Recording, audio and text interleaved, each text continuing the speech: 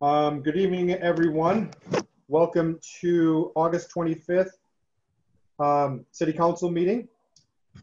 The meeting is being recorded by video and audio in accordance with the state open meeting law, consistent with the governor's order suspending certain provisions under the open meeting law and banning gatherings of more than 25 people. This meeting will be conducted by remote participation. Additionally, all votes taken by the City Council during this and future remote meetings will be called by roll call vote. If you are calling on a phone, you can press *9 to request to speak on a phone. If you are watching on a computer or device, there is a raise hand button on the computer device that you can tap or press to speak. Please use either of these options during oral communication for the public hearing to be recognized. In attendance, we have Councilor Cox, Councilor LeBlanc, Councilor Peck, Councilor Gilman, Councilor McCarthy, Councilor Memhard, Councilor Holmgren, Councilor Nolan, and Councilor O'Hara is not with us yet, but I will announce him. And that is no in particular order. That is just the way the screen, I see on my screen, announced. So Madam Clerk, can we have the next order of business, please? First order of business is oral communications. All righty, so under oral communications, the public shall have the opportunity at every regularly scheduled meeting to be heard under oral communications on matters not appearing on the agenda. Oral communications shall allow any resident who has a request or complaint of any nature relative to city business to appear before the council, state their problem without debate, and the matter shall be referred to the proper agency through the office of the mayor.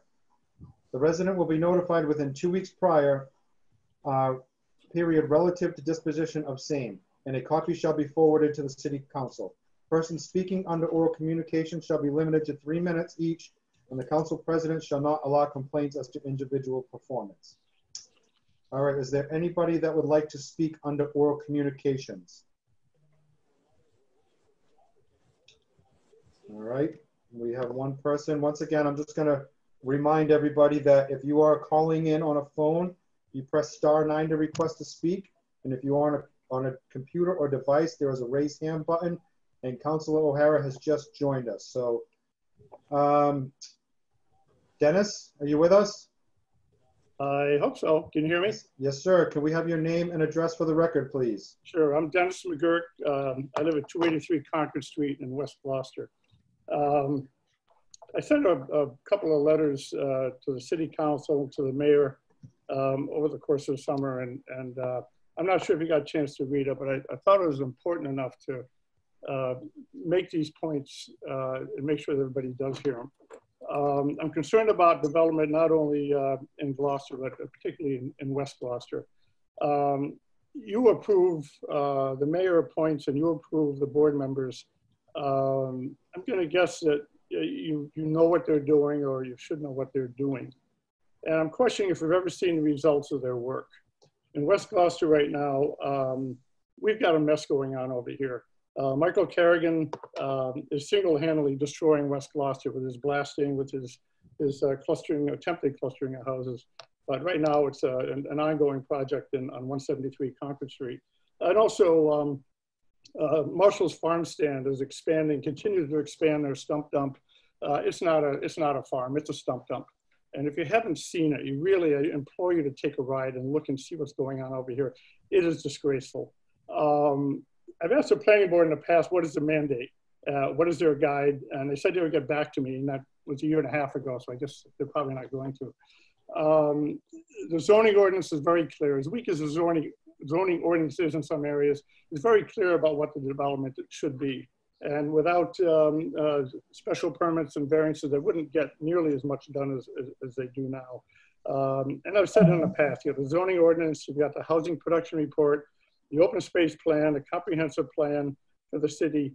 There's a very consistent theme that runs through all these plans. And I'm gonna mention 3 things and I'll be done, 3 of their statements. The character of the neighborhoods can be determined by new development, the character of the neighborhoods can be diminished by new development that is strikingly different than its surroundings. All right, and there's a concern for that. Another quote, land previously considered unbuildable because of granite ledge that was expensive to remove will now be targeted due to increasing land values. That's already happening.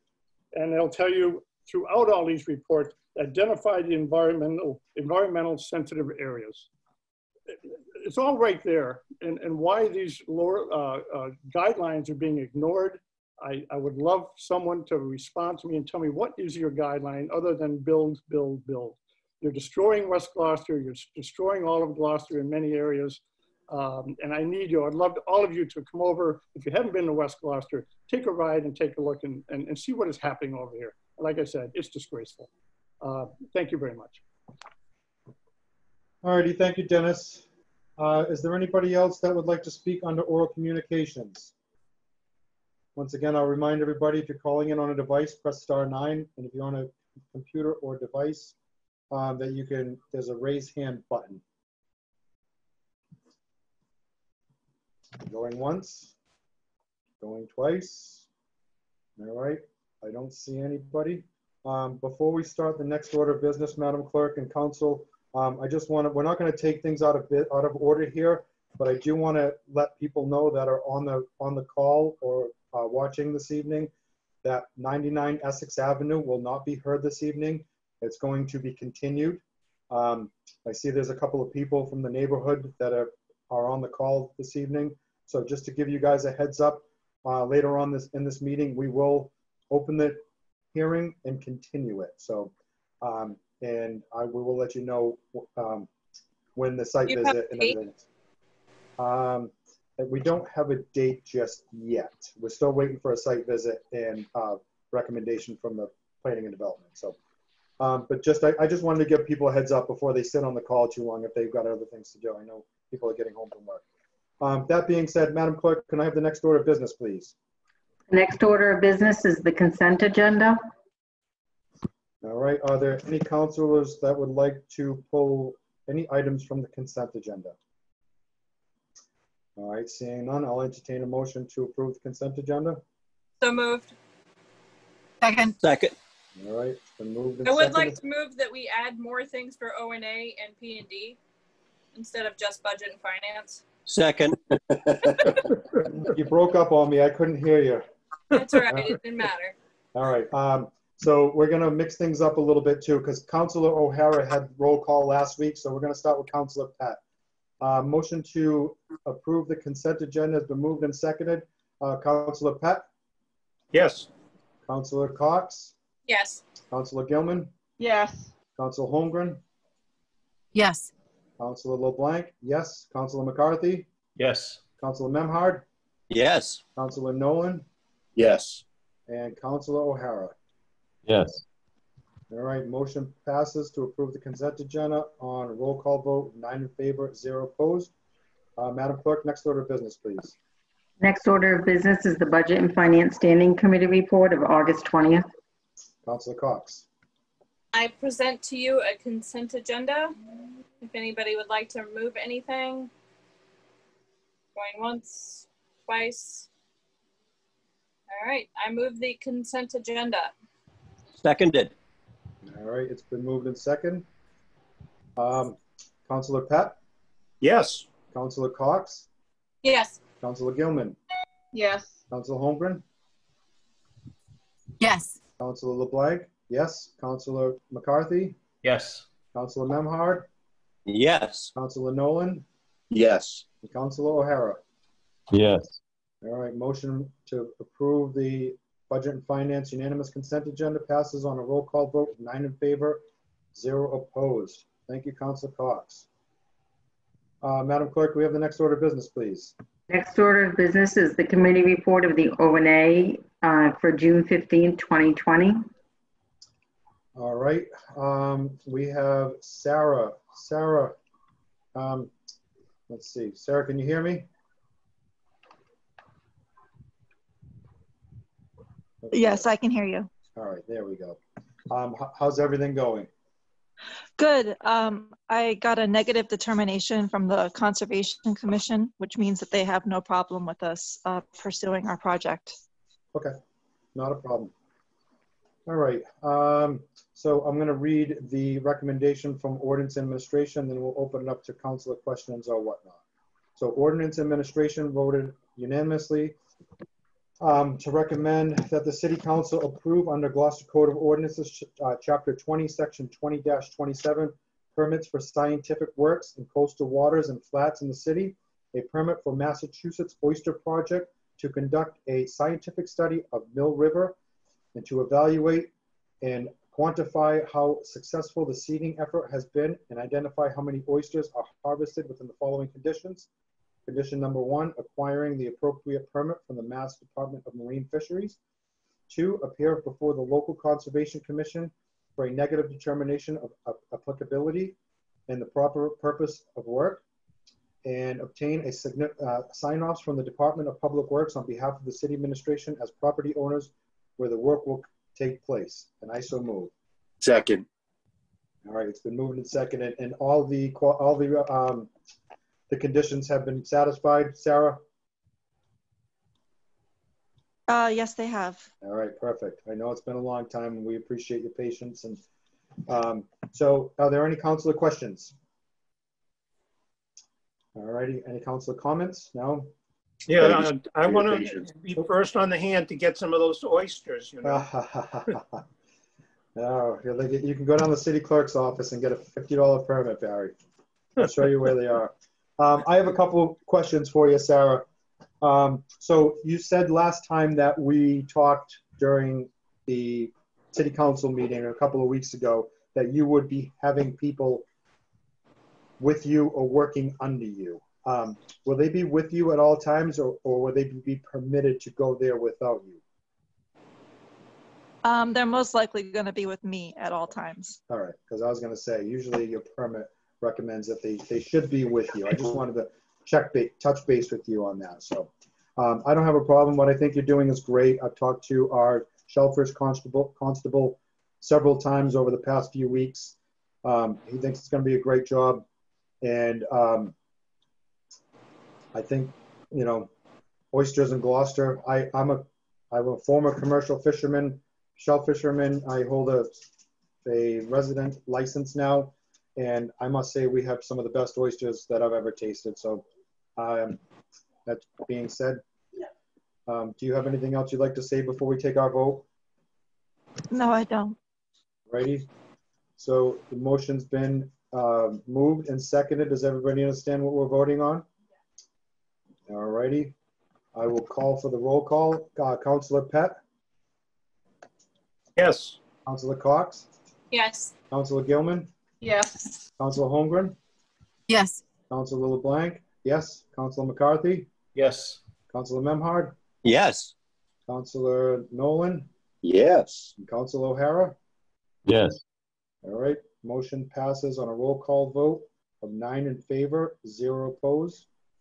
So congratulations, Sarah. And if you have any questions, our shellfish constable, Pete, is awesome. You know that. You've been working with them. And definitely feel free to reach out to any one of us if you have any concerns or need to be pointed in the right direction or for help with anything.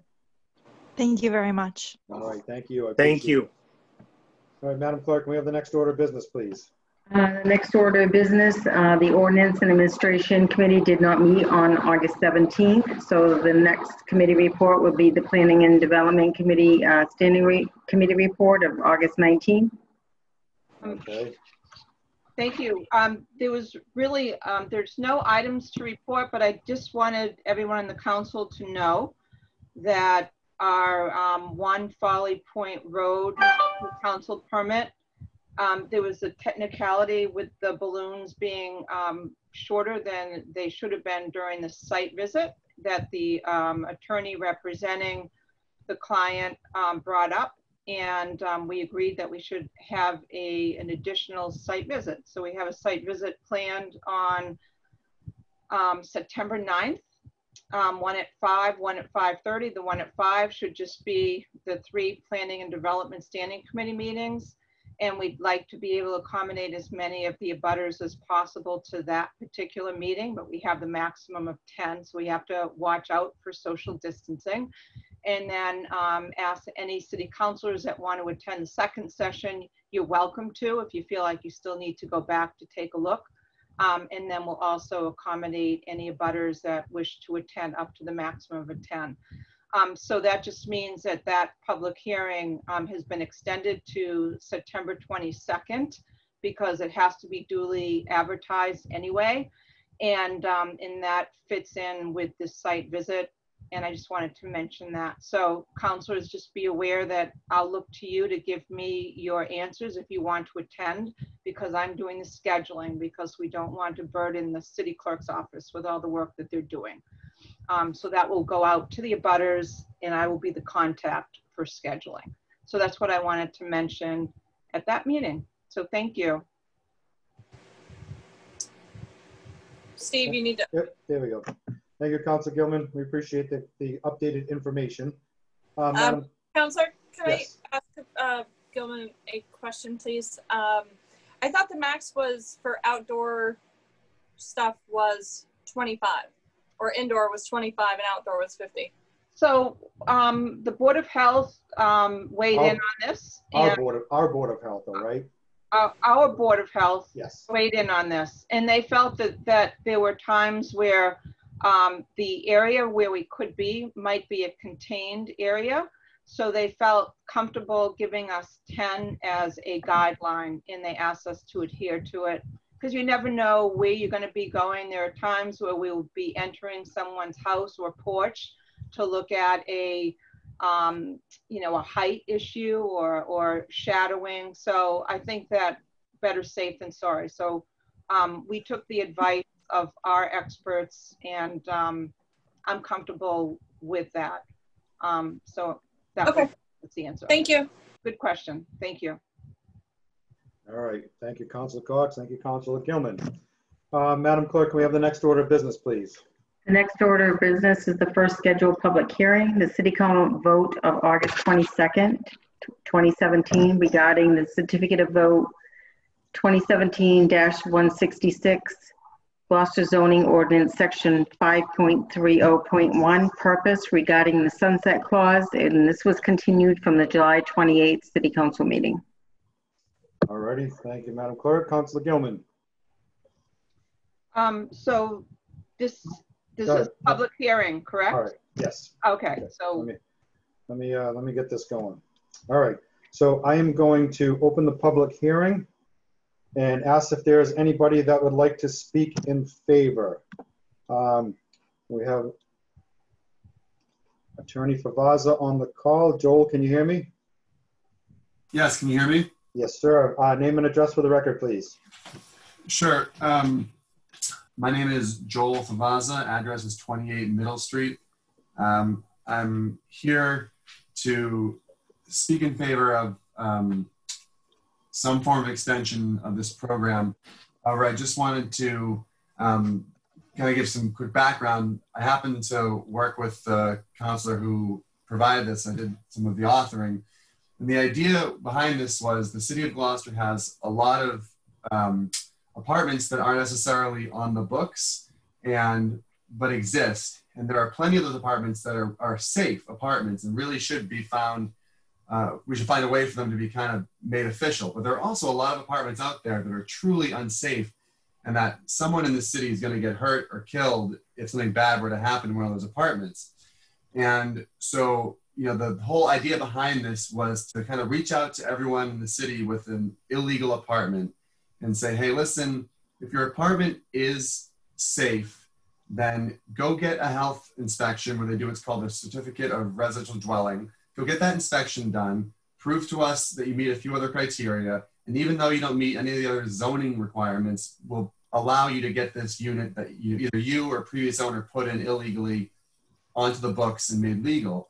But the reason there was a sunset, and if you're going to extend the sunset for another year or 2 years, the reason the sunset needs to exist is because the city administration has to be ready to commit that when the sunset hits, that they go out there and they find the rest of those illegal apartments and they get rid of them.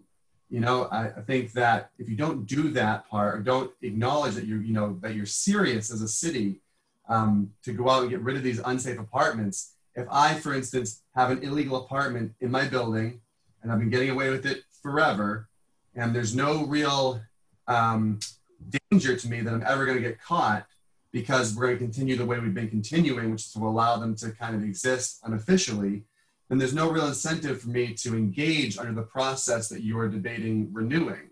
The only incentive I have to get this on the books is if you tell me, hey, listen, we have an assessor's database that tells us the number of units, and we can reconcile that against building permits. And if we have building permits for 2 units and an assessor's record with 3, we're going to find you and we're going to shut you down. That then incentivizes me to say, you know what, I've gotten away long enough with this, but I'm not going to get away with this much longer. I really need to come out of the woods here and get my apartment made safe, inspected, and brought into compliance with this special zoning ordinance. If you extend the sunset perpetually, then you remove that incentive. And if there isn't a lot of widespread advertisement and commitment from this council and from the administration that you're really going to get out there and get rid of those unsafe apartments, you won't inspire the people with safe illegal apartments to come out under this program. So I hope you guys go for it again, but it does require some work on your end, and I know you're all very busy. Thank you very much. All righty, Joel. All right. I'm sorry, I'm trying a new thing. Could everybody see my timer? All right, trying to get ready for a big public, not that this isn't a big public hearing. All right, thank you, Joel. Is there anybody else that would like to speak in favor? We have former Councilor Joe Orlando. Joe, can you hear me? Yes, can you hear me? Yes, sir. Name and address for the record, please. Joseph Orlando, 6 Angle Street. All righty. So whenever you're ready, Joe, I'm gonna start the timer, but I'm gonna let you go a little bit longer because you're the maker of this order. So whenever you're ready. Thank you. Thank you to the council for hearing me on this. Thank you to Councilor Gilman and Councilor LeBlanc for reaching out and inquiring of me to jump on here because of the part that I played in crafting this. Thank you to Mr. Favazza for assisting me in crafting this, who you just heard from. I echo all of his comments, but I think it's important. Some of the members of the council weren't around at the time we worked on this. So by way of background, the purpose of this ordinance change, the ordinance amendments, okay, was for us to find a way to take currently market rate units and make those units affordable, so long as they were safe and fit all the criteria that we outlined, so that we could increase our affordable housing numbers, and we would incentivize people to give us that affordable housing deed restriction on their unit, even though they were already getting market rate. They wouldn't have the ability, the streamlined ability that we created to get a zoning relief that they needed. In order to do so, they had to provide the affordable housing restriction. So you take a market rate unit that's currently being rented in the community, you turn it into an affordable rate unit that's being rented in the city. The market rate version of it was illegal. The affordable rate unit of it is legal. So everyone benefits. The property owner benefits because they have a legal unit now. They have a legal unit. The city benefits because we have more affordable housing stock, which we still badly need. And the idea behind this all was to create a win-win for everyone. Joel is right when he described the sunset clause. The reason we put a sunset clause on this was because it's a carrot and it's a stick. So you give someone the carrot, you say, listen, come out. We're not gonna, this is an amnesty period for you. You have 3 years within which to come forward. You're not gonna get in trouble if you get rejected. You're gonna have time to fix the problems because we're gonna tell you what the problems are. But at the end of the sunset clause, the premise would be that the enforcement wing, the building department, could enforce. Now, the problem that's existed for 3 years on this is that, one, until Councilor Lundberg, I came in front of the council a couple times in, I believe, 2018. I could be wrong about the time period. And I described that people were coming to me and saying, what's going on with this? And the city departments weren't really sure what was happening with it. What resulted was that Councilor Lundberg looked into it. And one of the issues was that the Zoning Board of Appeals and the City Council had to come to a memorandum of understanding on appointment of a zoning administrator, which never happened in the 3 years. So one deterrent for people to actually use this program is by making the building department the zoning administrator. Okay, zoning administrators is a new position created by these amendments that the Zoning Board of Appeals vests their power into that zoning administrator for the person to be the one that you go to, bring your package to, get your inspection certificate to, and all the other criteria checked off. And that person stamps your package and says, this is prima facie evidence that you have complied with the zoning amendments. We're going to send this to the ZBA for a full vote at their next regular meeting. It was a streamlined process. Joe, can I stop you for 1 second? Because we got the 3 minutes. I just want to go through due process. Joe's at his 3 minutes. Is it okay with the council if we let him keep going? I don't have a problem with it. All right, I see everybody. Okay, go ahead, Joe. I just wanted to make sure. I'm still long-winded all these years. So I'm sorry about that. I'll try to make this brief. Not a problem. I just wanted to do due process here. That's all. Okay, thank you. So the idea here is that the zoning administrator was a position created independent of the enforcement arm, which is the building department, okay? Vested with the powers of the ZBA to review the package and sign off on it. The ZBA still has to vote on it by statute, but the zoning administrator acts as a proxy for the ZBA in reviewing the package with the applicant and signing off on whether or not that package is appropriate and fits all the criteria, okay? This avoids having to hire a lawyer, an architect, all these other people that would cost the person a lot of money, which would also act as a deterrent. So the problem for the past 3 years, since September 22nd of 2017, is that despite me sending a draft memorandum of understanding to the ZBA, it never got taken up before I was no longer on the council. Councilor Lundberg picked up the ball and ran with it about a year later and got it done so that the ZBA and the council were drafted and agreed to the memorandum of understanding. But after that, the zoning administrator was never appointed by either the mayor, the city council, or the ZBA. So the first thing that should happen if the council approves another year of this amendment is the appointment of a zoning administrator. Now, there was at one point a volunteer that we got his resume into the mayor's office and the city council, who was a former fire inspector, very qualified. I don't know if he'd still be interested. But it's not a big undertaking. It's probably not something that you have to do more than once a month. And the idea would be that the person would be qualified to assess that. It could be a real estate attorney, an architect, someone who's been on the ZBA in the past, somebody who's been on the planning board or what have you, someone who understands the zoning ordinance and the building and safety codes. Any person who fits those criteria could be the zoning administrator. It is a volunteer position as we created it, so the city doesn't have to pay them. They would be the ones to look over the applications, stamp it, and get it to the ZBA. But if we don't do that, if you continue to have people go to the building inspector, it'll deter them from coming out with their unit to be affordable and to be put on the rolls, because they're afraid if they get turned down, they're automatically going to be enforced against, which was the exact opposite of the purpose of these zoning amendments, which had a temporary sunset clause and an amnesty provision in them. So I would encourage the council to approve, at a minimum, a year. I would encourage the council to approve a modification to what's on the table to make it a full 3 years, because we really never got off the ground in the last 3 years sunset. And there was only a few applications, and I guess 1 or 2 people did actually get approved, but it wasn't as many as I think could have been had there been a full application as we prescribed it in our vote in 2017. So I encourage the council to vote in favor. I encourage the council, once it's voted on, if it's extended, to put out the call to find a zoning administrator and get that person appointed through the memorandum of understanding with the ZBA.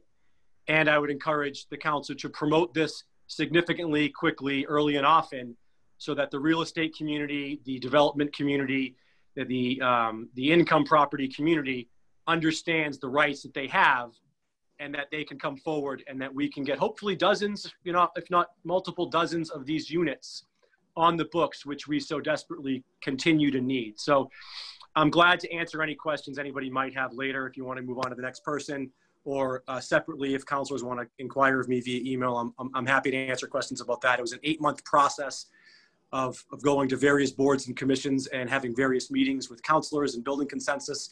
And I think it's a very good series of amendments that was voted on 9-0. So the council all agreed on it at the time. And I'm glad to help in any way I can. But I would encourage you that a year might not be enough. It's better than nothing. I appreciate Councilor Gilman's diligence on this and Councilor LeBlanc calling me in and reminding me about it and having me get back into the fold here. I care about the issue. So with that, I say, let's vote in favor of another year and see if we can't get some more affordable housing on the books.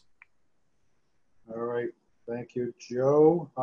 We'll get to councilor questions after. Can I get an order of Mediterranean salad with chicken, please? Nope. Mute Joel. All right. Is there anybody else that would like to speak in favor? All right. Is there anybody else that would like to speak in opposition? Seeing none. Madam Clerk, are there any communications? There are none. Are there any councilor questions? So we have our planning director and we have our building inspector on this evening. And we also have Joe, which you spoke earlier, to clarify anything. Councilor Pat and then Councilor Holmgren. Barry, did you have your hand up? Oh, I'm sorry. Councilor Holmgren. Okay, so I want to thank Councilor Orlando, former Councilor Orlando, for bringing this forward. It is an unconventional way to examine affordable housing, and we need to look at every single opportunity we have. So thank you, and thank you for all your work. I have a couple of questions. With regard to the zoning administrator position, would it be a temporary position if the sunset clause would be, 1 or 3 years? I'm not sure who to put that question to, whether it would be Greg or the mayor's office. With regard to the 30-year deed restriction for affordability, would that, I know that anecdotally put some people off from coming forward. Would it be possible to shorten that deed restriction maybe, or I'm just not sure if maybe that is a deterrent. I would love to have more affordable housing, and I would also love to have safe housing. I just don't know if maybe all of these factors combined, even though it's a really good unconventional way of looking at solving this problem, if it just makes the whole process too unwieldy. Thank you, Councilor. Greg, can you hear me? Yes, I can. I would probably have Bill respond to the zoning administrator question. Currently, the zoning board has not functioned with one in the past. This was the first instance where a role was identified for a zoning administrator. So that's really kind of a question of kind of how it's gone from Bill's perspective in terms of, who's come forward or what applications have been processed. And I think the discussion, and again, this is something for Bill to clarify, whether or not there was a volume or a need for an administrator, or if Bill was going to take on that role himself. And to the question on affordability, I think that was discussed during the time of the creation of the ordinance. That's the required time period in order for a unit to count on the subsidized inventory. So if you do anything short of that, which again, I'm not sure that's part of what's been proposed at this point, it still creates affordability for a period of time, and there's, that's not a negative in any way. I think it was just the intent at the time of the creation of the ordinance that it would be something that would qualify for the subsidized inventory as well. All right, Greg, thank you. Mr. Chairman? Thank you. Bill, yes. First, I'd like to address the issue of the zoning administrator. The zoning board is the only appointing authority for a zoning administrator by 40A. They did take that up at a meeting, and their vote was to not appoint a zoning administrator for this ordinance. So I just want to make sure that's clear. It was addressed, and they chose to vote not to have one. So that didn't go. It's the first time, maybe I just understood it, but Joe Orlando's comment of somebody outside of my office, that was a good point. I don't think I really understood that before. I would like to say we had about 3 or 4 applications. I think 1 actually went through the process. I probably looked at 6 altogether of people who talked to me. 1 in particular person was trying to get an apartment above a garage, a property he purchased. It had an illegal apartment above a garage, stood separately. didn't meet the requirements at all. He was a little upset that he couldn't apply for it, but he met none of the requirements for it. Most people I found, after you talked to them and they looked at it, they didn't want to deal with the inclusionary housing. It's too restrictive. They don't want their property tied up in perpetuity with a restriction on it that it has to be restrictive. And I've talked to a lot of people over the last 3 or 4 years on this, mostly the people that we're trying to create this housing for in Gloucester. And they're all kind of saying the same thing. It's great, I get into this house, but 25, 30 years down the road, when we all see our properties advancing and creating a nice little retirement for us, these properties are not. And you can't guarantee what it is. So they're saying we don't want to deal with it. I think I think if you did it for 20 to 30 year restriction, some right prorated in the last 10 years, we might get more interest. But as long as it's in for perpetuity, nobody's interested in that. More people walk away from that. I have had people tell me they go to their bank, the bank will not entertain a mortgage on it because they can't guarantee what's going to happen 20 years down the road. You know, right now, everything looks good because Boston's involved. So these fees look great.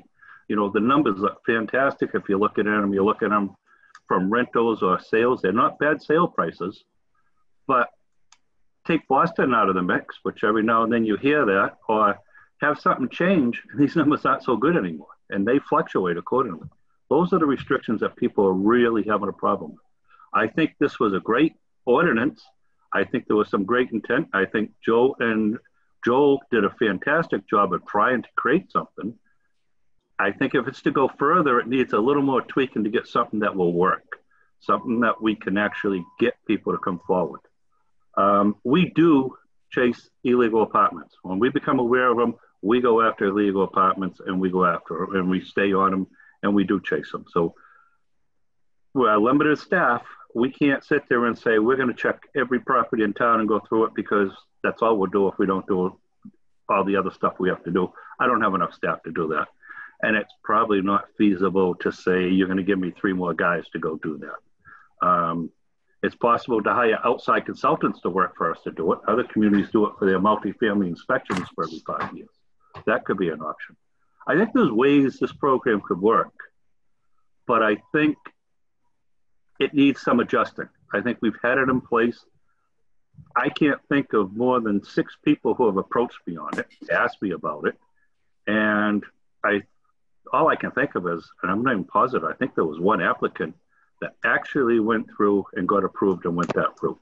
I know there were 2 other applicants after they read it, they decided it's better off to take their chances and go through the full permitting process and get those illegal apartments approved. So that's what I got to say with that. I hope I was a little clear with it, and I'll be glad to answer any more questions. Thank you, Bill. That was so helpful. Thank you. And thank you, Greg.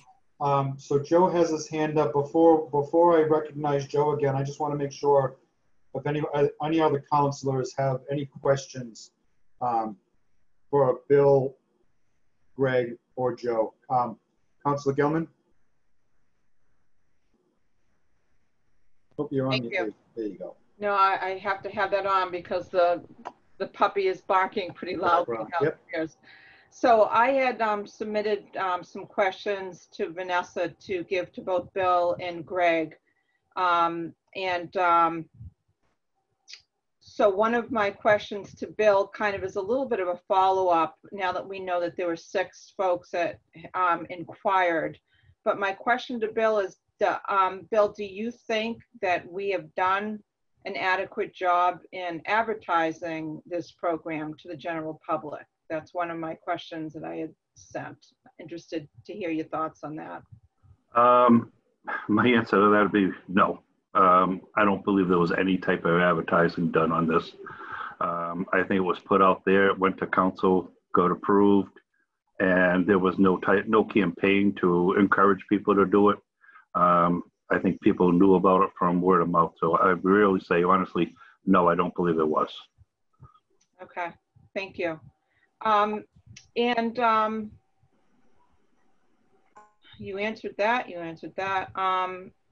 My last question is for Greg. and Bill, maybe you can chime in as well. But my question is, if council was to sunset this for 1 or 3 more years, how, in your opinion, would this adversely affect the motivation of landlords to expand affordable housing opportunities by creating accessory units? So my understanding is that accessory units was something that the planning board said was a concern. They prefer to see this move forward as an affordable housing option. And therefore they voted this down, 0 in favor, 8 opposed. But I think that that's a fair question to ask. It's kind of a subjective question, but if you could answer that, Greg or Bill or both, that would be terrific. Thank you. I don't think I can really touch, somebody else's motivation, what they choose to do or not to do. I think, what's been highlighted a little bit here is, perhaps the length of restriction is one of the barriers that Bill, pointed out. And I think that the way that was, the words kind of came out during the planning board public hearing, I think there was more of a kind of a recognition that they prefer to kind of focus on some of those other efforts that they're working on. This did have a sunset on it. It was supposed to be an incentive. I think the real estate community was made aware of it, who are probably some of the folks that are most in tune with people that come into these situations, because this is often something that occurs during the formulation of a zoning opinion or marketing a property and trying to make sure that they're marketing it appropriately.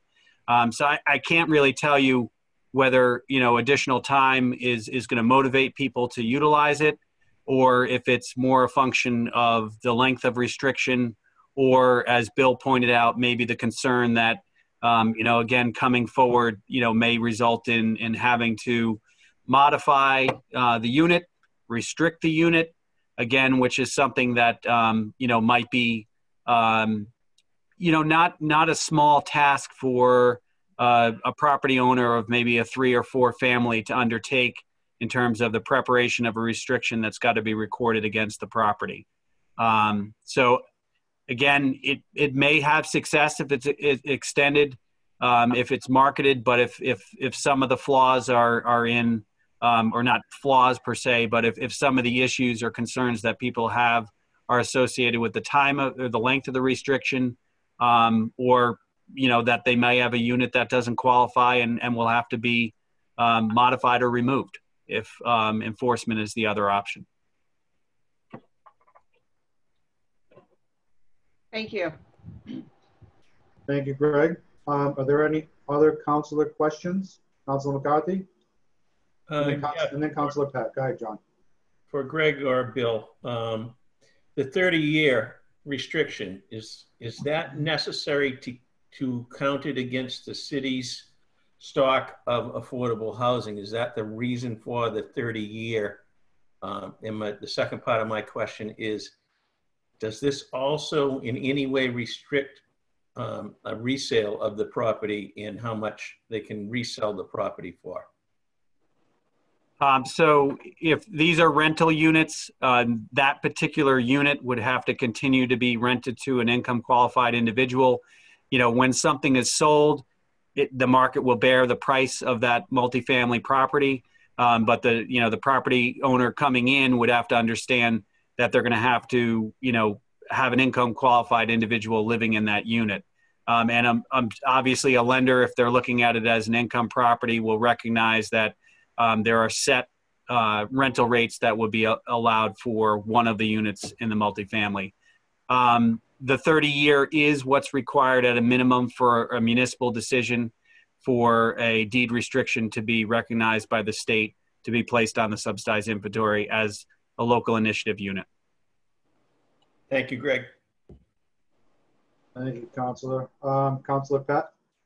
Yes, sort of just a general feeling here.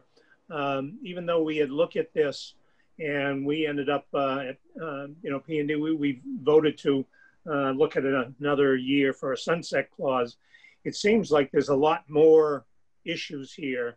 Not only was it maybe not promoted as it should have been, there's some serious questions about the 30-year time limit, from what I'm understanding, especially when when someone sits there and looks at and has a lender that is backing out because of that, et cetera. And I'm not sure that we should not necessarily end up taking a vote on this versus, you know, taking a break for a short while here and re-looking at the way the whole ordinance was done, maybe discuss again with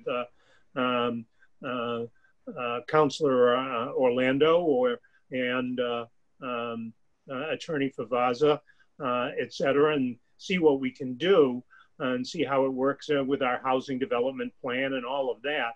But I'm really concerned that if we just go ahead and vote either for another year's sunset clause or something else, all we're doing is kicking this down the, you know, down the street, and we don't really have the zoning board participating. The building inspector, you know, hasn't had there's not an individual here spending time, and it doesn't look like there's been a lot of interest. Just a sort of a commentary. All right, was there any other councilors? Councilor Cox? I agree with Barry right now. I think unless there's some major overhaul in 3 areas, the 30-year being reduced, the 1 year to me is fine, and then some major advertising. I don't see the point in continuing it for another year with the status quo. It hasn't worked for 3 years, or it minimally worked for 3 years.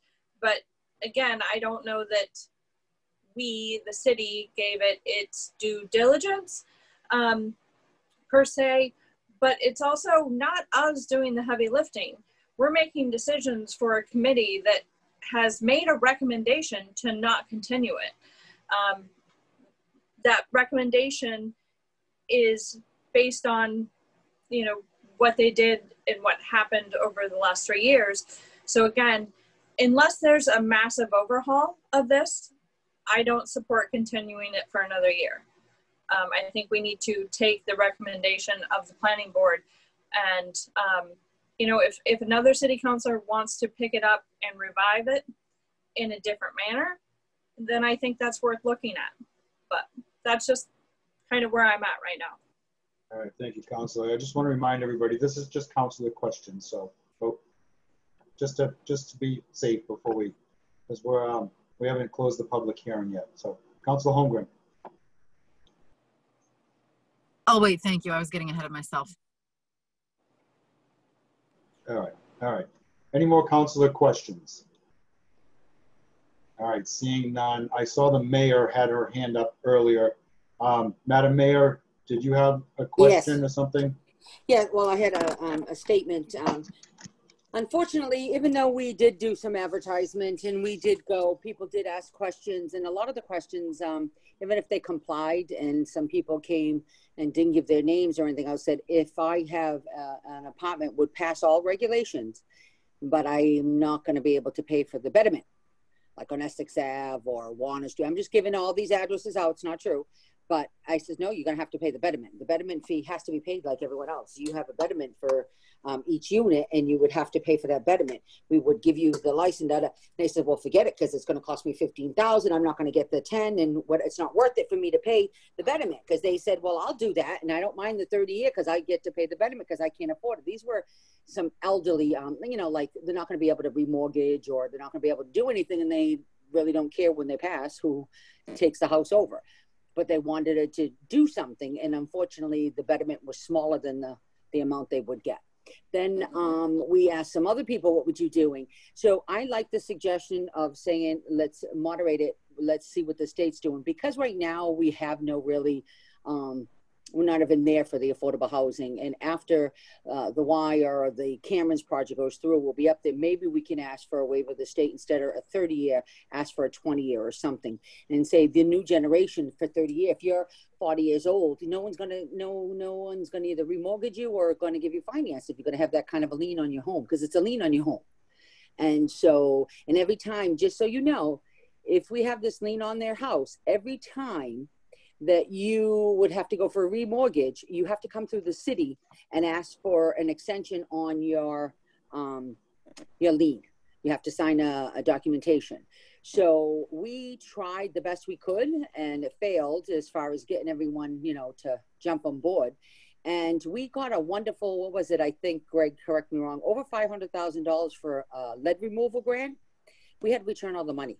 Nobody took us on that either.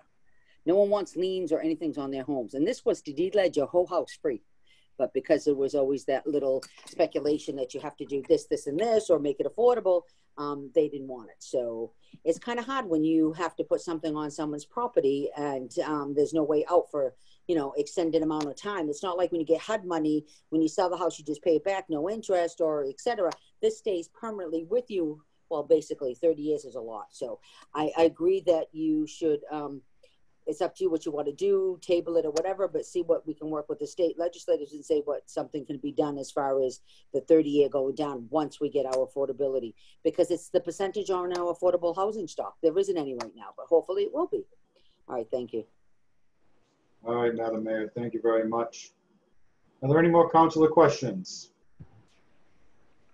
All right, seeing none. I am going to close the public hearing and call for the committee report. Thank you, Councilor.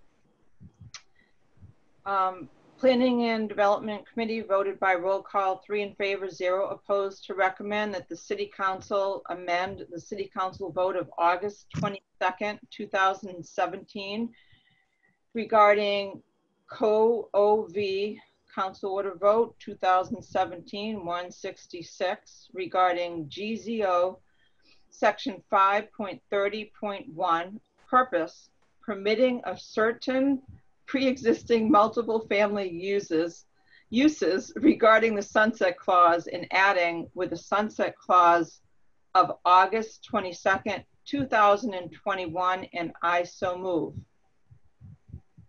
Second. All right, it's been moved and seconded. Is there any council discussion? Council Holmgren? Council Holmgren, then Councilor Cox. I have a very hard time. I've had a tough time thinking about this and deciding what to do, how to vote. I am strongly in favor of initiatives promoting affordable housing, as you all know, and I would really, really like to be able to vote in favor of this measure today to extend the sunset clause, but I keep thinking about these property owners. I'm thinking about them approaching banks for refinancing, and if there are any difficulties that we have unwittingly contributed to, I don't think that I would be very happy voting it up. I agree with Councillor Cox's sentiments and with Councillor Pett's that they had expressed earlier. We do have measures coming down the pike with regard to affordability that are perhaps more tenable for more people in our communities, especially with respect to accessory dwelling units. So I'm inclined to vote no unless I hear any really compelling arguments in favor at this time. Councilor Cox? Basically, what I said earlier, I mean, I'd like to reiterate that now at the appropriate time. I lost track of where we were. No problem. But I think it's time to let this, I don't even know how to put the right word in, like not go away, but to pause this and not vote for the continuance. You know, working with former Councilor Orlando and Attorney Favaza to maybe overhaul it. Another city councilor certainly has that option if they have ideas in regards to the housing production plan, you know, talking to our neighbors, see what they're doing. The planning board's not here. I mean, I could keep going, but I won't, because you guys get the gist of what I'm saying. I think it's time, if we do move forward with it, it needs to be overhauled. So I will not be supporting an extension of this program this evening because of that. Thank you, Councilor. Councilor Pat. Thank you, Mr. President. Yes, now at the appropriate time, because of those questions that I did raise earlier, 3 different reasons, I think it would be inappropriate for us just to extend the sunset clause for another year. And I don't know whether, I think in actuality, it's actually probably actually expired a couple days ago. But I would vote that whether we want to table this or whatever, but and I don't know if there's another counselor that would like to take this on, but if not, I'd like to see if we can get former Councilor Orlando and Attorney Favaza to join with the city and work with the administration to see what, with the state, and see if we can modify this before we go forward. Thank you, Councilor.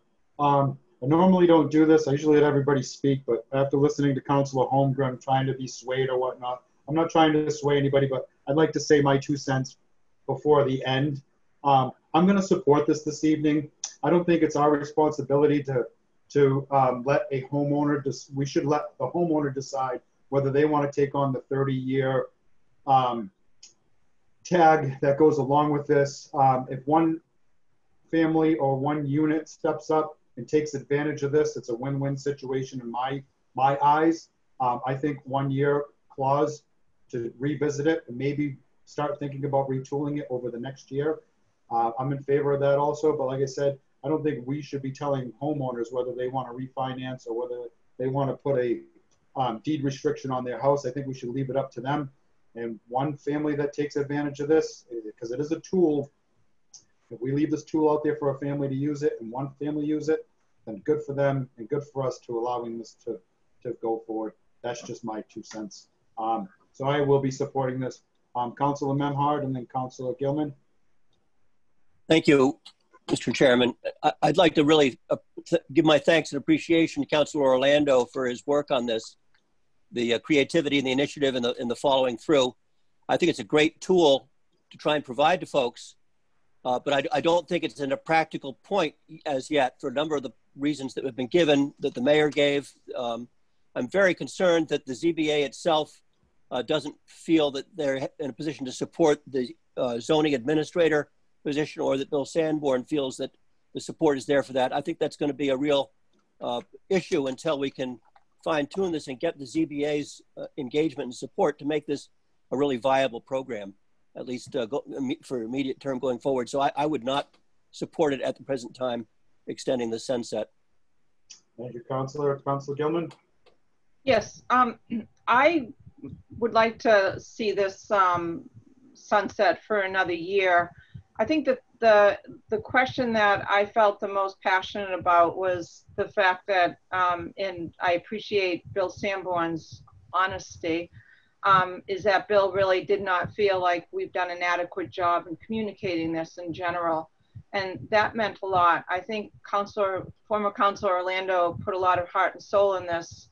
Took about 8 months of tons and tons of meetings. And I don't see a big downside as long as it doesn't affect our ability to focus on matters such as accessory units. And if it doesn't, which I didn't get a strong feeling that it didn't, I don't see that there's any reason why we cannot. So I am going to support it.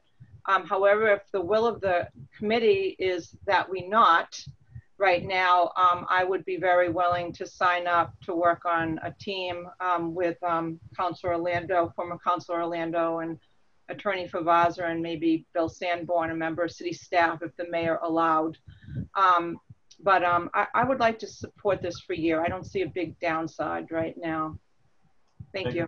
Thank you, Councilor. Councilor Nolan, and then Councilor O'Hara. I'm going to be supporting this tonight for the one reason that they worked so hard on it. And in the beginning, Joe, Councilor Orlando, had gone back and forth with the planning board, with the ZBA, with the administration, and it wasn't an open and closed case. There was a lot of questions, a lot of compromise, and a lot of things that came up. Of course, we found more things that are popping up now during tonight and the last month or so talking about this.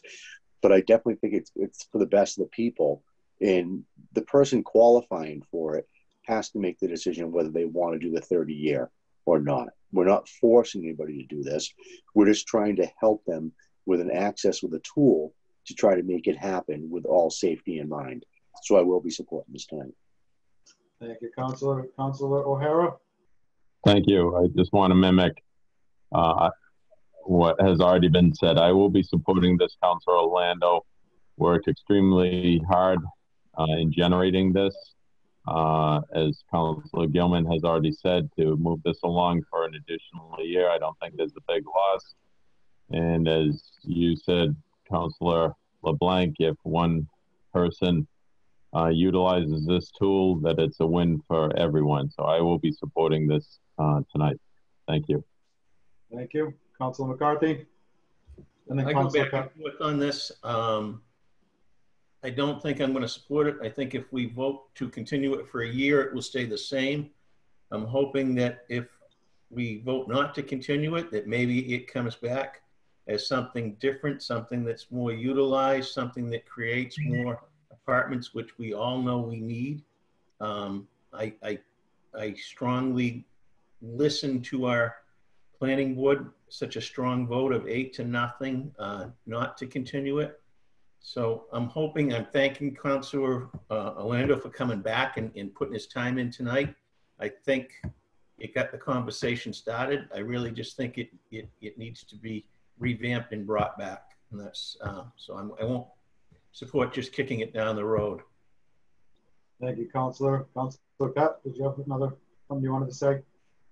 Yeah, just a question of inexperience here.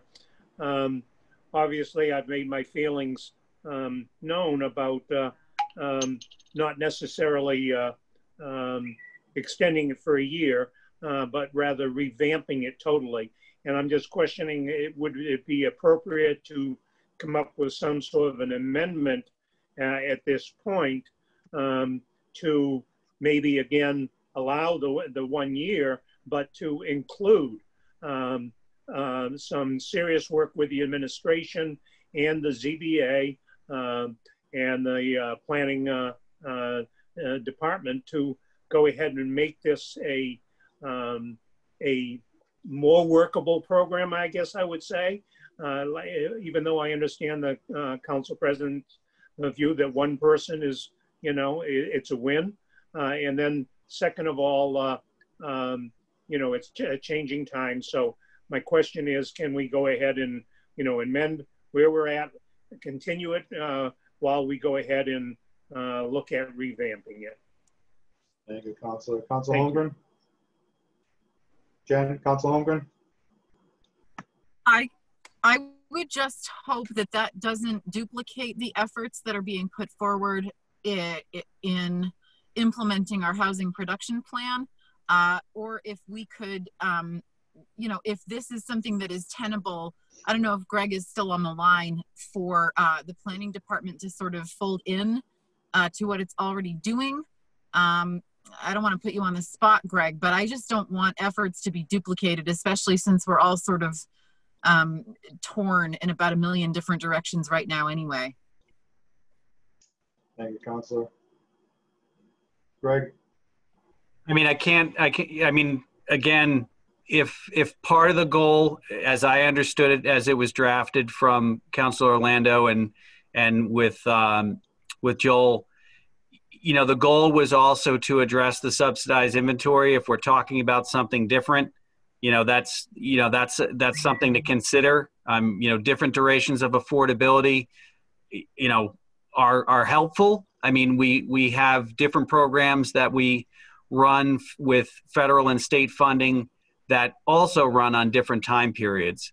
So, you know, that's something that is just becomes more of a management issue in terms of shorter duration. Things are affordable, then they come offline, you know, and it's a matter of what the community need is at the time. So I think, you know, that was one of the motivations, you know, for the longer restriction. And if that's a barrier, well, let's face it, the people that might be coming forward with these units were not contemplating that they wanted to have an affordable restriction on their unit when they were either creating it, you know, not getting it permitted, or if they came into a property that had more units than they knew were on the books. So, you know, I think there's definitely some things to think about in terms of, you know, if this was to be retooled, you know, you kind of go back to what's the purpose and the goal in terms of duration. And again, you know, there's obviously a difference between a home that was constructed in 1900 that had 5 units in it that the assessor's card says has 4 versus, you know, someone that put in an illegal basement apartment or an attic apartment that, you know, may have safety issues. So there's, you know, it's not quite a one size fits all. Thank you, Councilor. Thank you, Greg. Councilor Cox? I just want you guys to think about, too, what we're going through right now in our current environment. A year in COVID land is like, you know, 5. What I'm trying to say is banks, residents, homeowners are not focusing on these types of projects. I think we would be better served by using this next year to revamp the project and work internally, as opposed to giving this another year and not giving it the proper attention that it needs to have to revamp it.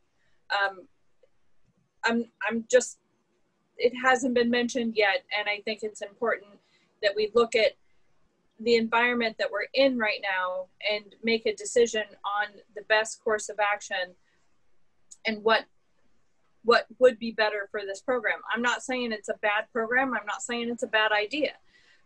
And again, I've said before this evening that I don't know that it was really given its due press and advertised properly. I do agree that that probably wasn't done to the extent that it could have been done, but you know, someone also needs to lead that as well. I just think we should revamp it and spend our time internally trying to get a better program out of this than just giving it another year for it to possibly fail. So. Thank you, Councilor. So I'm going to touch on that too. So I recognize that we're in COVID. You know, Councilor Orlando, Greg, Bill, the administration, I know Jim had a little bit to do with this also.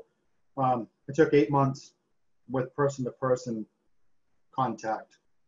You know, I don't see any harm moving this forward for 1 more year. And then, you know, whoever wants to join on a council order, revamp this. It's not like it's going to be the same order. It will be retooled. It will be a totally different order. It'll be a totally different program. But while we're trying to retool this, once again, I said, if one person uses this over the next year, it's a win-win situation for them, for the city, you know, and that's the way I look at it. So 8 months in person, it may take longer than that through Zoom meetings, because who knows when we're going to go back to live meetings, to kind of tool this new order or something that we're looking for, whatever the councilor wants to put forward. So I'm still going to support this, and I understand what all the councilors are saying this evening, but you know, one person comes forward, it's a win for everybody, and it's one tool. So is there any other councilor discussion? All right, seeing none, I'm going to call for the roll. Does everybody understand what we're voting on this evening? Okay, it's to extend the sunset clause. All right, Barry, you with us? We're getting ready to vote. Nope. Do you have something you want to say before we? I'm sorry, I had to step away for a minute. So we're just voting strictly on extending the sunset clause for 1 year? 1 year, yes. Okay, thank you. Yeah. All righty, so I will call the roll call. Let's see here. We have Councilor Pett. No. Councilor Cox. No. Councilor Gilman. Yes. All right. Councilor Holmgren. No. Councilor LeBlanc. Yes. Councilor McCarthy. No. Councilor Memhard. No. Councilor Nolan. Yes. And Councilor O'Hara. Yes.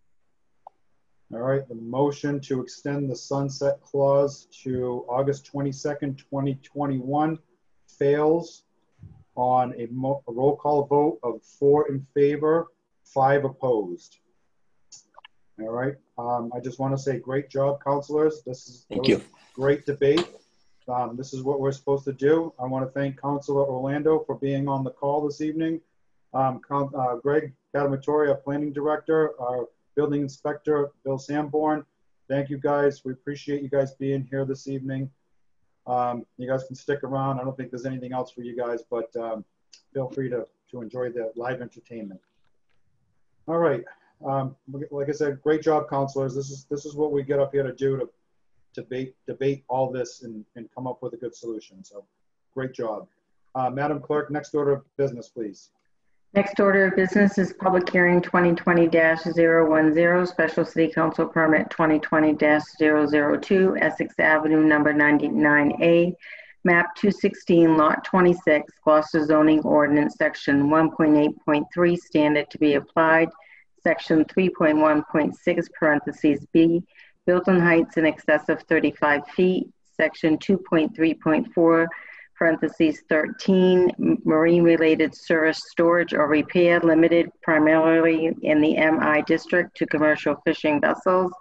Section 5.5, lowland requirements. Section 5.5.2 and Section 5.5.3 in the EB district. Alrighty, everyone. As I stated earlier in the meeting, I am going to open the public hearing and continue this until September 8th, 2020. All right, Madam Clerk, next order of business, please. For council vote, the City Council resolution regarding authorization of the City of Gloucester to participate in the Massachusetts Commercial Property Assessed Clean Energy Program, parentheses, PACE, Massachusetts. Thank you, Madam Clerk. Councilor Cox. We had a very lovely workshop with the state last Wednesday. Unfortunately, because I wasn't hosting it, I couldn't see who was in attendance from the City Council. We did have a lot of attendees from the Green City Commission. Greg, what's the name of that committee? Clean City. Clean City. No, not Clean City. Clean Energy Commission. Clean Energy Commission. There. I know it was clean something. Anyway, they wrote a very nice letter of support for the program. I had another conversation with our CFO, John Dunn. He said he has some questions about the program, the legal ins and outs, but for the most part is not opposed to the program. Is he here tonight? No, I don't see John on the call at all. Okay. Let me read you what he sent me. Vanessa is on with us. If you have any questions for Vanessa, I think John is on as an attendee on a phone. Right. So he is here. Oh, John, is this you? Hold on one second. Let me see if I can unmute him. John, are you on the line? I'm happy to read what he wrote to me in an email. Hello. Oh, there he is. There you go. Hey, John. Hi, and sorry, yes, it's been kind of a bizarre little thing down here. I've been listening on a home phone, so okay. Yeah. So we've talked. We heard some things about the program. I mean, my issues are probably more technical. I think that the program is very good, and could be extremely available to some people and would benefit them. So, from our point of view, we tend to not like things that are basically classified as extras on the taxes, but I think we're okay with that. We can make it work. And again, some of the things that we have questions about are things that will come up, as they have in other communities, and we'll be able to figure it out. So we're good. Thank you, John. Councilor Cox? So that was the only position that I wanted you guys to hear from, because it was brought up to me numerous times that everybody just wanted to make sure that the CFO was supporting of the program. So I'm happy to make the motion if there's no discussion. Yeah, before we do the motion, do we have any councilor questions while we got John and Vanessa and Melissa? All right, seeing none, then have at it. Yeah, go for it.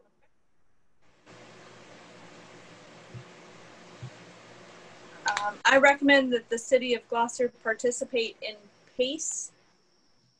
And I'm gonna property assessed clean energy. There are numerous programs that use the word PACE, so I just want to make sure that it's in the motion as properly assessed clean energy. So I'm going to start that over. That was awesome. I recommend that the city of Gloucester participate in PACE, Property Assessed Clean Energy, Massachusetts, pursuant to the PACE Act, and authorize the mayor to enter into a PACE Massachusetts municipal assessment and assignment agreement with Mass Development, and I so move. Second. All right, it's been moved and seconded. Is there any council discussion? Councilor Holmgren, and then Councilor Gilman. I'm happy to vote for this tonight. Thank you, Councilor Cox, for bringing it forward. I spoke with a member of the Clean Energy Commission after the workshop occurred. I was unfortunately unable to attend it, but I think it's a great idea. I know the Clean Energy Commission has been kicking it around and is really in support of it and has been for quite some time. So I'm happy that we're bringing this forward just as another initiative to help commercial buildings be cleaner, especially during COVID. It's very important. It should hopefully be economically advantageous too. So thank you. All right, thank you, Jen. Councilor Gilman. Thank you. Yeah, I see absolutely no downside to this. It's definitely, it's a feel-good type of initiative. It's the right thing for us to be doing. It's progressive and it's supported by our advisory boards. So, and in the mayor's office. So I'm delighted to support this, and thanks for bringing it forward. Appreciate it. Thank you, Val. Any other councilor discussion? Councilor McCarthy? I did sit in for the whole workshop. I did have some initial concerns that the city was being used as pretty much a collection agency for this by putting this as a betterment. I did confer with John Dunn, and after listening to the workshop, I'm pretty sure that it's going to be very limited. It's if anybody listened to or has read up on this, it's limited to commercial and large apartment buildings. It's not a residential type of thing that will burden the collector's office. So I'm comfortable voting this forward. Thank you, John. Any other councilor discussion? All right, seeing none. Motion's been made and seconded. I will call for the roll call. Councilor Pett. Yes. Councilor Cox. Yes. Councilor Gilman. Yes. Councilor Holmgren. Yes. Councilor LeBlanc. Yes. Councilor McCarthy. Yes. Councilor Memhard. Absolutely, yes. Councilor Nolan. Yes. Councilor O'Hara. Yes. And Councilor Pett. Oh, I'm sorry. I started off with Council. Did I forget anybody? I think I got everybody. Trying to do it without. Is that what they meant when they said vote early? Yeah. I'm trying to do it without looking at my my template. All right. So motion to accept the PACE Massachusetts Municipal Assessment has been passes on a roll call vote of 9 in favor, 0 opposed. All right, thank you, Councilor. Councilor LeBlanc, I just want to thank Greg Catamatori for participating in the call and the administration for their support. Thank you, Councilor, and thank you for bringing this forward. So, all right, Madam Clerk, can we have the next order of business, please? It's Councilor's request to the mayor. All righty, so before we start our council's request to the mayor, I sent out an email the other day to have the traffic commission come back up and start meeting via Zoom. So, and Bob Ryan said that he has no request through the traffic commission. So this would be the perfect time to request the traffic commission or whatever we're gonna do, handicapped, be removed. So, all right, I am gonna go in no particular order. I'm gonna, Councilor McCarthy. I don't have any requests for the mayor per se. I did, as Councilor Pett said earlier, me and him spent some time in City Hall, as I know a bunch of you guys have. I'd just like to thank all the volunteers and all the city staff for what seems like a monumentous task, getting this mailing out for the election. And being there gives you a great appreciation for how hard not only our staff, but some of the volunteers are working. Just to thank you. Thank you, John. Councilor Memhard. Just happy end of August 2020, and look forward to everybody voting next week if they haven't already. Thank you, Scott. Councilor Holmgren. I want to thank the school committee and the teachers and Gloucester Public Schools administration and parents and guardians for weathering these past few weeks. It's been a challenge for everyone, but we are getting through this together. And I just, I can't thank you enough for sitting in on these hours and hours of meetings. And that also goes for NSAT, Val. So thank you very, very much. Time moves forward. Thank you, Jen. Councilor O'Hara. Thank you. I want to mimic what Councilor Holmgren just said pertaining to the school committee. I want to thank them. Also want to remind them that obviously we have an important subject coming before us, dealing with the combined schools. I've asked questions of the council president, school committee council president. Those questions are asked by constituents to me. They have been unanswered. So I asked Council President Jonathan Pope to answer those questions. Dealing with the athletic fields that we have in the city, we've lost Charles Thomas Memorial Field, which is a beautiful field at Fuller School. That has yet to be replaced. To take Mados and relocate it to Green Street is a net loss of 2 athletic fields in our city. With record child and adult obesity, I don't think that's too wise of us as a city. So I asked the city and the administration to look at what I asked that of them at the Fuller School, when this field was going to be relocated and where. Obviously, we haven't done that. I want to thank the DPW for the paving that's been going on throughout the city. The residents, taxpayers greatly appreciate it. At the Magnolia Library on Monday, August 31st, there'll be a blood drive from 2 to 7. You can call 1-800-RED Cross to make an appointment. They also perform COVID-19 antibody tests that identify whether a donor has already had the virus, and they would get the results in 10 to 12 days. And what that does is it potentially allows a person who has already had the virus to help somebody fighting the virus. So it's another reason to consider rolling up the sleeve and giving the gift of life. Thank you. Thank you, Jamie. Councilor Nolan. I want to echo Councilor Holgram on the school and school committee and teachers and staff. Also, I want to thank the DPW for all the work they've done around the ward. I have a few emails that came to me thanking Bill Gillis and Jack Carancho of the water department for the work on Woodman Street. It's a very tough job they had to get through the ledge. Without Mike Hale's guidance and the administration working with these projects, that wouldn't happen. And I'd be remiss if I didn't give them a thank you. Thank you, Sean. Councilor Cox. Oh, hold on. I don't really have anything. Jamie, just so you know, that blood drive is completely full. I tried a week ago to make an appointment when it popped up, and it's not letting anybody make appointments. And it took me about 2 weeks to get my antibody test, just from experience. So. Well, we should show up at the front door. Yes, we should. Councilor Pat? It's a long wait. Or Jamie can just organize another one. All right. Councilor Pat?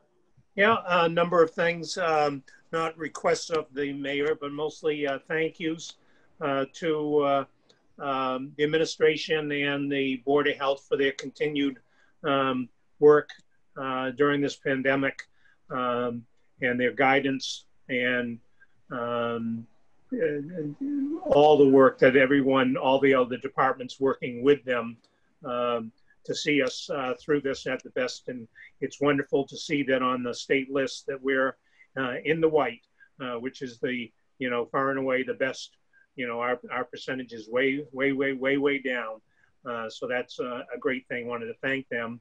I also wanted to thank our city clerk and their entire staff and all the volunteers for all this work for this election. I got quite a additional appreciation for all the work they've been doing, including working through this weekend for it. I wanted to thank them. And even though we haven't voted and it's not come to us yet, I wanted to congratulate the fire department on their almost $500,000 training grant and Captain Jamie Sinos on getting that through. That's going to be tremendous for the fire department moving forward. So I wanted to congratulate them and thank you all. Thank you, Barry. Councilor Gilman. Yeah, thank you. I just have a couple things. First, the mayor's still on the call, and I wanted to, from the bottom of my heart, to thank her and the harbor master and the police for their great effort this past weekend in patrolling. I was on Jones's Creek for about 6 or 7 hours both days, and I saw so many environmental police, Mass police boats, Gloucester police boats, harbor master. It was great to see. And I didn't see one rafting group over 3. And there were plenty of boats out there. So I think the word got out. I think the marinas were aware of it, because it seemed like when people were positioning themselves, they were kind of talking about it and making comments about social distancing. So I think we made great progress. We have a couple more big weekends to go. But since I get the lion's share of the complaints coming over from Annisquam and Washington Street and this side of the river, it just was a great, complete effort. So I wanted to make sure that we acknowledge that. I also just wanted to comment just for a second, I think as we get ready to go through the next step of the schools, I want us to be really factual with everything we talk about. The school committee's worked really hard. They've got a new Facebook page. They're being as clear as they can be on all the steps. And I just want to make sure that we work together. So if the deal is that we're going to have a joint meeting, if that's on the table, then let's do it. But I just want to make sure that we are always absolutely clear on what the next step is and all the facts are. Because the worst thing we could do at this point in the process, as we're getting ready to bring this forward to a vote on November 3rd, is to not have absolutely 100% clear information. And, we need to be fact-driven, just like the Board of Health has been getting us through this pandemic. And, you know, this is a school, this is a big deal. The school committee's been working on this for about 6 years. So let's put our best foot forward and make sure that we're really articulate. And if we don't know the answer, let's make sure that we get our constituents to the right person to get the answers. And let's work together. And you know, everyone will have an opinion on this matter in front of us. For us, when it's time to do the transfer of the land, for the whole school committee, or for the whole community, every voter, when we do the debt exclusion override. So I just wanted to mention that. And I just wanted to thank counselors for working so hard. I thought our deliberation was excellent tonight on kind of a pretty sensitive but very important topic. So thank you all, and have a good night. Thank you, Councilor Gilman. Thank you, Bill. So Jonathan and I had a quick conversation the other day. We have a joint meeting in the works. We're just trying to hammer out a date that works. So we're not doing it during city council. We're trying not to do it during our committee week. And I know they've got their school committees and, you know, their subcommittee meetings and stuff that they're trying to get through. So it should be really, really soon. I'm going to try to expedite this to see if we can get it sooner than later. So that is in the works, just to clarify everybody. So that being said, I know I have a couple of handicap spots that have been requested to be removed. One's on 6 or 8 Commonwealth Avenue. So that's my request this evening. I just want to echo what Councilor Gilman said. That was a great debate.